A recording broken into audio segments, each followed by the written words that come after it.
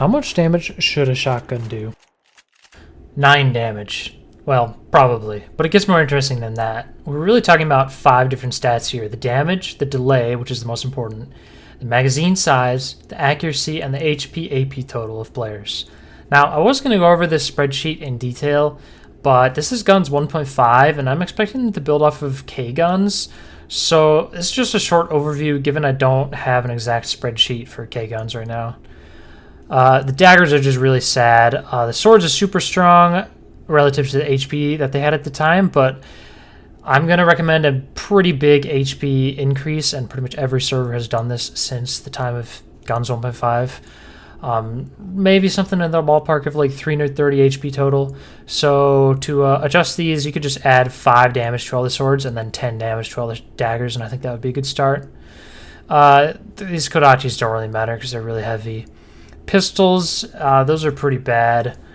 There's one that's like mediocre, I guess. The revolvers, though, these are actually pretty strong, especially the best ones. But they're less accurate than you'd expect. But even given the weak in accuracy, these do like 50 damage, so these are actually really strong. SMGs are all right. There's a couple decent ones, but they're really heavy. Shotguns, your standard shotguns and late guns is 9,005, 1,000 delay, 9 damage, 5 bullets. Rifles are all right. There's one good one here. Machine guns are better than you'd expect. Rocket launchers, these are just trash. And then down here is the pay-to-win stuff. These daggers are still sad, but they have a little bit of AP, I guess. The swords also have 5 HP or 5 AP, and one of these swords is actually 6 weight, so that's very light. Pistols is just kind of whatever again. Revolver, again, pretty strong. This SMG is actually decent, but it still is really heavy. So here are the shotguns. 9,005 again, but this one is, sorry, 9,006. This is the Pioneer here. So this just shows that 6 bullets is canon, I guess, for the game. It's not super weird to have 6 bullets in a shotgun, because I'm going to recommend 6 bullets in a shotgun. Here's a Stormbringer, which is a 10-4 shotgun, 10 damage, 4 bullets. We'll come back to that in just a second. Another decent rifle. These are whatever. So coming back to this Stormbringer, this is 10 damage with 4 bullets at 1100 delay. This is a pay-to-win item, and in current Korean guns, they have even crazier stuff. They have like 10 damage 5 bullet and even 11 damage 4 bullet. And their HP totals have only been increased to like 280, so you wouldn't really feel that they increased their HP or AP totals. So the game is very fast if you're basically in Korea playing K-Guns. It's like 2 PBs and you're dead.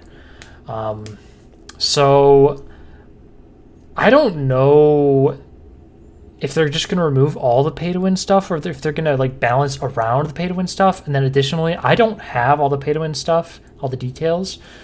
So for simplicity, let's just assume for the discussion that all of the pay-to-win items are gone, and we're just going off of these items up here, the free-to-play items.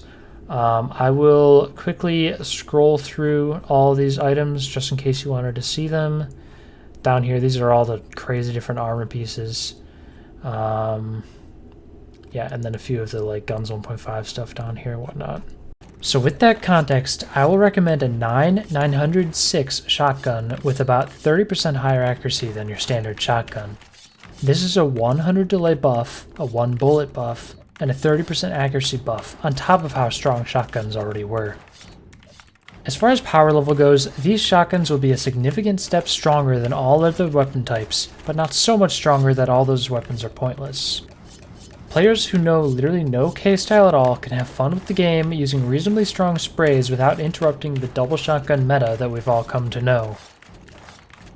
I mentioned earlier that the delay is the most important factor, but that gets really complicated, so let's cover simpler stuff first.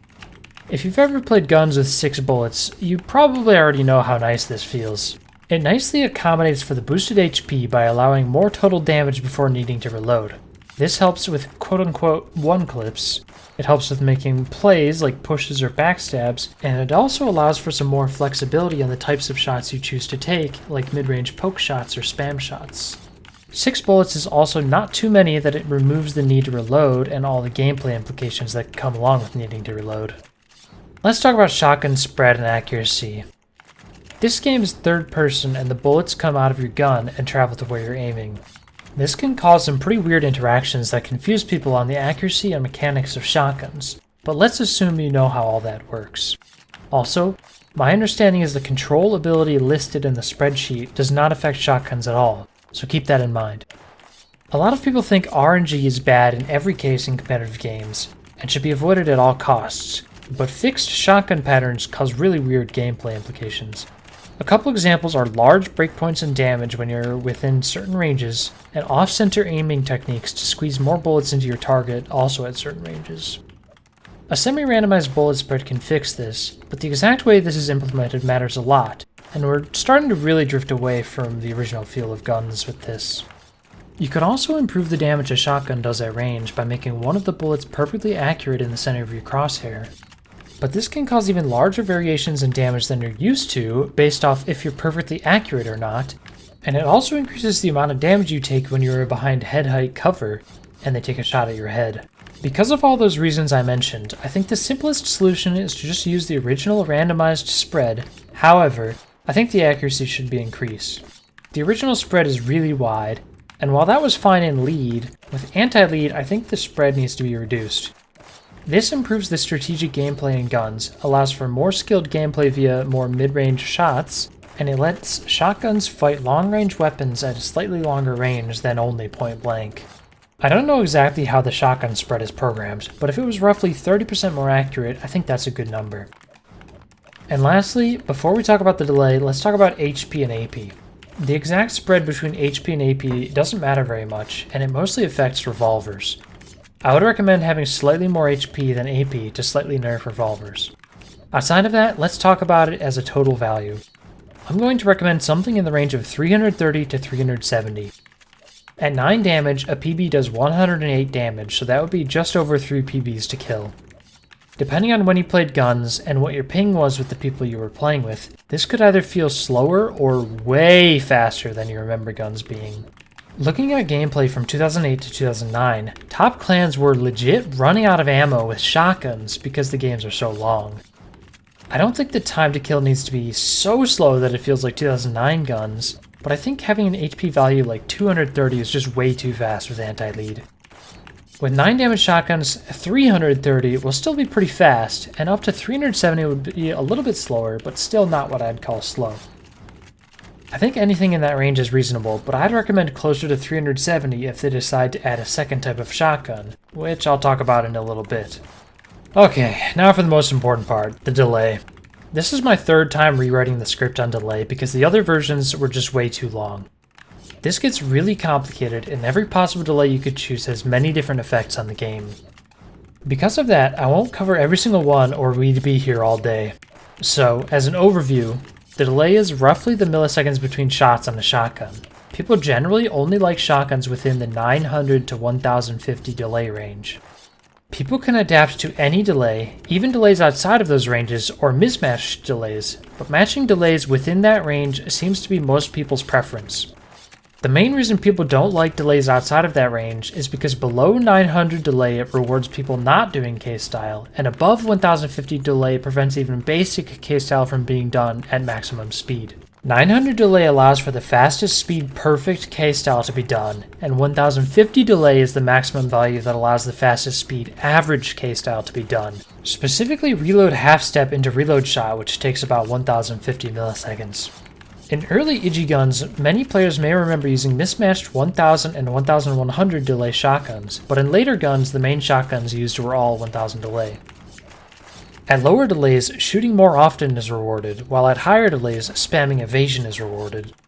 Many modern players, many top players, and probably most current players seem to prefer a shotgun within the 900 to 950 delay range. However, some people do also want 1000 delay shotguns, probably for historical accuracy.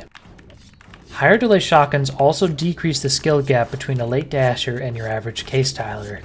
That could be a good thing or a bad thing depending on your viewpoint. Some people have mentioned that the smoothness of the gameplay is an important factor in choosing a delay.